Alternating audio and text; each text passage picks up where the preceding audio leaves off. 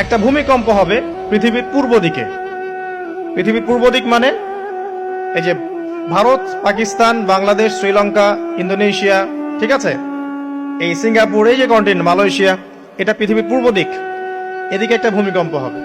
তারপরে 7 পৃথিবীর পশ্চিমে একটা ভূমিকম্প হবে। পশ্চিম মানে বোঝেন না?